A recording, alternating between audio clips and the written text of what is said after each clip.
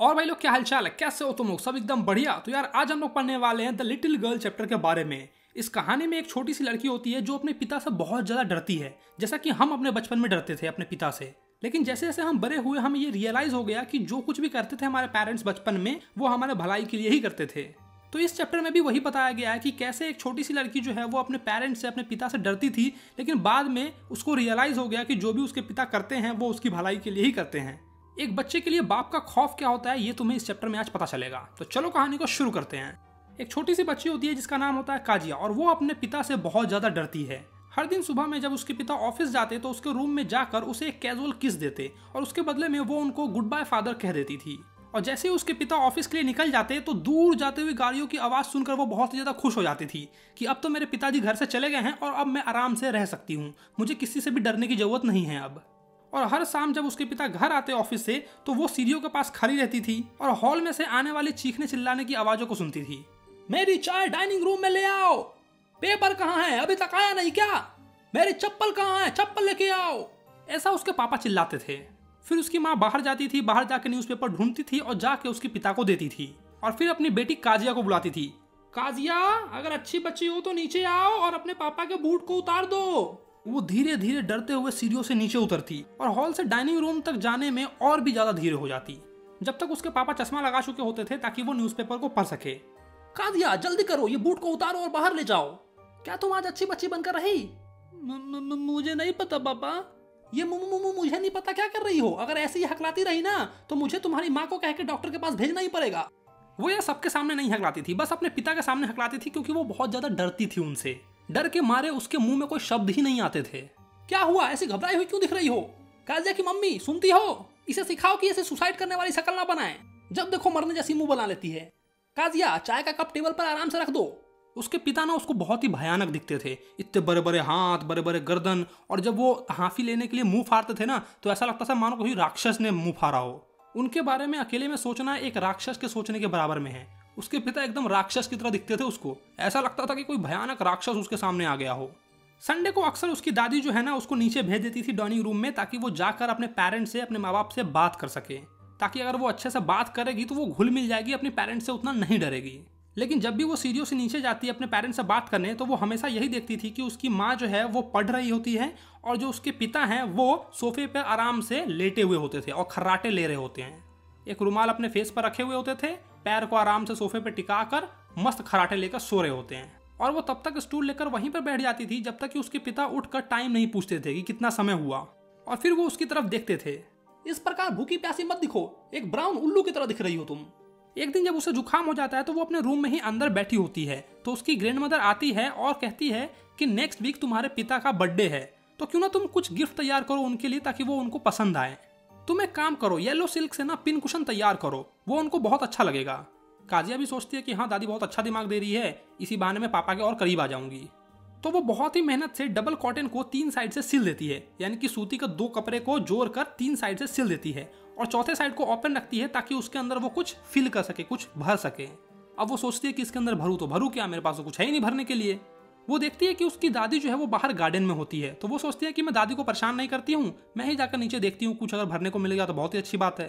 वो अपने माँ के बेडरूम में जाती है और देखती है कि बेड से जस्ट सटे हुए टेबल पर कुछ पेपर्स रखे हुए हैं, तो वो उसको उठाकर ले आती है और उसको फाड़ के छोटे छोटे टुकड़े करके उसको कुशन में फिलअप कर देती है, यानी कि भर देती है, और चौथा साइड भी सिल देती है। फिर उस रात घर में शोर शराबा शुरू हो जाता है। उसके पापा चिल्ला रहे होते हैं कि मेरे स्पीच के पेपर्स कहाँ गए जो मैंने पोर्ट अथॉरिटी को देने के लिए तैयार किए थे।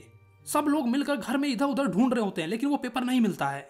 फिर फाइनली उसकी माँ काजिया के रूम में जाती है और काजिया से पूछती है, काजिया मैं आशा करती हूँ कि तुमने कोई पेपर नहीं देखा होगा जो मेरे बेडरूम में टेबल पे रखा हुआ था। काजिया बहुत खुश होकर कहती है कि माँ मैंने तो वो पेपर ना फाड़ दिए, छोटे छोटे टुकड़े कर दिए उसके। उसकी माँ चिल्लाकर कहती है, क्या तुम अभी कभी नीचे डाइनिंग रूम में आओ। और वो उसको घसीटते हुए उसके पिता के पास लेके आती है, जहाँ पर उसके पिता जो है हाथ को पीछे रखकर वॉक कर रहे होते हैं। मतलब वो इंतजार कर रहे थे कि उसकी माँ कब काजिया से पूछकर आएगी उनके पेपर के बारे में। फिर वो काजिया की माँ से पूछते हैं, क्या बात है? उसकी माँ सारी चीजें उसके पिता को बता देती है कि ऐसा ऐसा हुआ है, आपके पेपर को इसने फाड़ कर चिथड़े चिथड़े कर दिए हैं। काजिया क्या तुम्हारी माँ सही कह रही है, तुमने ऐसा किया है क्या? नहीं पापा मैंने नहीं किया, वो रोते हुए ऐसा कहती है। काजिया की माँ इसे ऊपर ले जाओ और रूम में लेके बंद कर दो, और वो जो थैला उसको लेके आओ। यानी कि जो पिन कुशन जो गिफ्ट वो तैयार कर रही थी बच्ची, उस गिफ्ट को लेके आओ नीचे, ऐसा उसके पिता कहते हैं। वो कमरे में एक कोने में बैठकर बहुत ज्यादा रोती रहती है और अपने पिता को समझाने की कोशिश करती है कि उसने उनके ही गिफ्ट के लिए उस पेपर को फाड़ा था। शाम तक वो उसी कमरे में अंधेरे में बंद रहती है और गेट से जो थोड़ा मोड़ा लाइट आ रहा था जो उसके फ्लोर पे पड़ रहा था, वो उसी को देख रही थी बहुत ही सैडली। और फिर उसके पापा एक डंडा लेके आते हैं। आज तो मैं तुम्हें सबक सिखा कर रहूंगा। ओह नो नो नो पापा। और ऐसा कहते कहते वो बिस्तर के अंदर घुस जाती है। उसके पिता बिस्तर को एक साइड कर देते हैं और कहते हैं कि बाहर निकलो, बाहर आओ और अपना हाथ बाहर निकालो। आज तो मैं तुम्हें सबक सिखा कर रहूंगा। आज तुम्हें पता चलेगा कि बिना किसी के पूछे हुए उसके सामान को छूने का नतीजा क्या होता है। पारक चट्टी लड़की। पापा लेकिन वो आपके बर्थडे के लिए था। उसके पिता बहुत ही बेरहम तरीके से उसको पीटते हैं। कुछ घंटे बाद उसकी दादी आती है और अपने पल्लू में उसको लपेट लेती है। अले मेरे बच्चे को क्या हुआ, पापा ने मारा। मतलब इसी तरीके से यार उसकी दादी जो है उसको मना रही होगी। वो उसको अपनी बाहों में रख लेती है और जो झूलने वाला चेयर होता है उस पर बैठाकर उसको झुलाती भी है ताकि वो चुप हो जाए और सब भूल जाए। भगवान ऐसे बाप को बनाता ही क्यों है जो मुझे मारते हैं बस।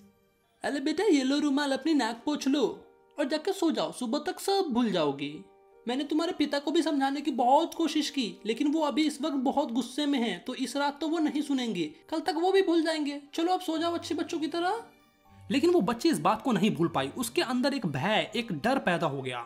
जब भी वो अपने पिता को देखती तो वो अपना हाथ पीछे कर लेती और उसके जो गाल है वो डर के मारे लाल हो जाते थे। पड़ोस में ही एक मैकडोनाल्ड का परिवार रहता था जिसके 5 बच्चे थे। वो छोटी बच्ची अपने घर के एक होल से उनको देखती कि कैसे उसके जो पिता हैं अपने बच्चों को कंधे पर उठाकर घुमा रहे हैं और उनके जो 2 बच्चे हैं उसके पॉकेट से फ्लावर्स निकाल रहे हैं। वो बहुत ही ज्यादा खुश है, हंस रहे हैं, खेल रहे हैं। एक दिन काजिया ने देखा कि उनके बेटों ने उनके ऊपर पाइप से पानी परा दिया और फिर भाग गए और उसके पिता पीछे पीछे हंसते हुए उसको पकड़ रहे थे। ये देखकर वो समझ गई कि सबके पिता एक जैसे नहीं होते हैं, किसी किसी के पिता बहुत अच्छे होते हैं। हमें ना यार दूसरे के पेरेंट्स बहुत अच्छे लगते हैं और अपने हमेशा ही खराब लगते हैं। ये यार फैक्ट है। कितने लोग इस बात से एग्री करते हो नीचे कमेंट करो। सडनली एक दिन काजिया की माँ की ना तबीयत खराब हो जाती है तो उसकी ग्रैंड मदर और माँ जो है वो दोनों हॉस्पिटल जाती हैं और घर में वो अकेले खाने बनाने वाली बाई के साथ रह जाती है जिसका नाम एलाइस था। दिन भर तो वो एलाइस के साथ अकेले रह ली लेकिन रात में उसको बहुत ही ज्यादा डर लगने लगा। रात में एलाइस ने जब उसको सुला दिया उसके बेडरूम में तो वो बहुत ही ज्यादा डरने लगी। उसने एलाइस से पूछा कि क्या होगा अगर मुझे बुरे सपने आने लगे तो, क्योंकि अक्सर मुझे रात में ऐसे बुरे सपने आते हैं। मैं अंधेरे में नहीं रह सकती हूँ, मुझे डर लगता है। तो वो उस बच्ची से कहती है कि अब जाकर तुम चुपचाप सो जाओ और वो उसका जुराब जो है वो उतार देती है। शोर मत करना वरना तुम्हारे पिता उठ जाएंगे।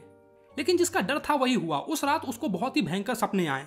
उसने सपने में देखा कि एक आदमी चाकू और रस्सी लेकर उसकी तरफ धीरे धीरे बढ़ता जा रहा है और एक बहुत ही डरावने तरीके से हंस रहा है। वो डर के मारे एक जगह से हिल भी नहीं पा रही थी और वहीं पर खरी खरी चिल्लाने लगती है, ग्रैंडमा, ग्रैंडमा। वो अपनी दादी को आवाज देने लगती है। जब उसकी आंख खुलती है तो वो देखती है कि उसके पिता जो है कैंडल लेकर बगल में खड़े हैं।